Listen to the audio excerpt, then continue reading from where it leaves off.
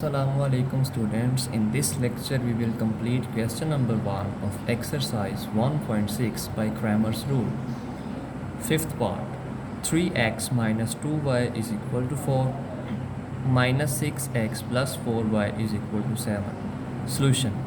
तो सबसे पहले हम इन इक्वेशंस को मैट्रिक्स फॉर्म में लिखेंगे. So we get 3 minus 2 minus 6 4 x y 4 and 7. Suppose this matrix is equal to A. ये मैट्रिक्स A की इक्वल है.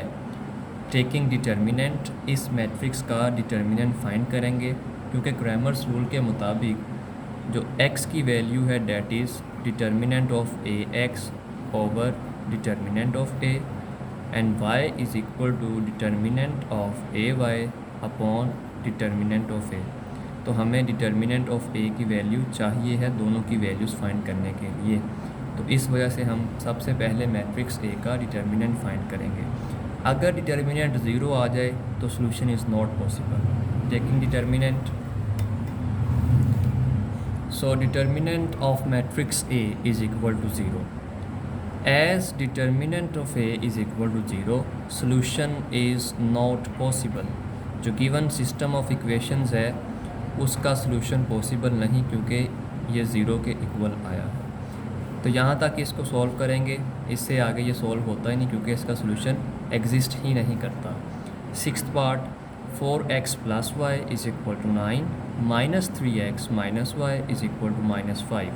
Solution in matrix form 4 1 minus 3 minus 1 x y 9 minus 5. इस मैट्रिक्स को suppose करें that is equal to A is equal to 4 minus 3 1 and minus 1. Once again जो x की value है that is equal to determinant of A x over determinant of A and y is equal to determinant of A y over determinant of A.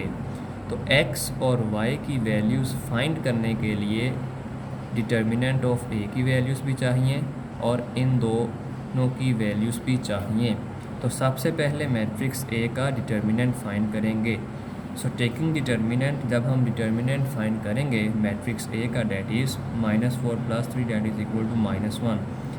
अब ये students zero नहीं है, minus 1 है, it means कि ये zero के equal नहीं है. तो अब इनका सोल्यूशन एग्जिस्ट करता है.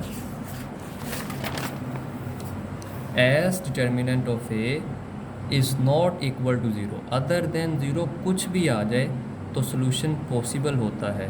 लेकिन ज़ीरो आ जाए जैसे फिफ्थ पार्ट में आया तो फिर सोल्यूशन पॉसिबल नहीं होता. हम वहीं पे क्वेश्चन को स्टॉप कर लेते हैं. नाउ Ax, तो लास्ट लेक्चर में मैंने आपको एक्सप्लेन किया था कि मैट्रिक्स Ax कैसे फाइंड करते हैं. वंस अगेन आपको बता देता हूँ.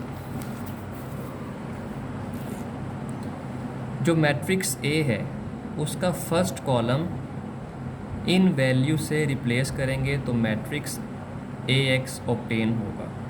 फर्स्ट कॉलम में 4 माइनस 3 लिखा है मैट्रिक्स A में, लेकिन इनको रिप्लेस कर देंगे इन वैल्यू से. So this is Ax. और अगर हमें Ay फाइंड करना है तो Ay फाइंड करने के लिए सेकंड कॉलम को, मैट्रिक्स A के सेकंड कॉलम को इन वैल्यू से रिप्लेस कर देंगे जबकि first column as it is रहेगा.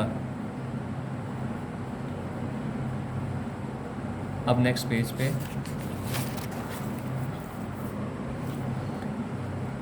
सो matrix Ax is equal to 9 minus 5 1 and minus 1. इसका डिटर्मिनेंट फाइंड करेंगे that is equal to minus 4.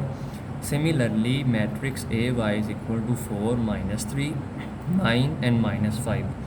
इस मैट्रिक्स का भी डिटर्मिनेंट फाइंड करेंगे and that is equal to 7.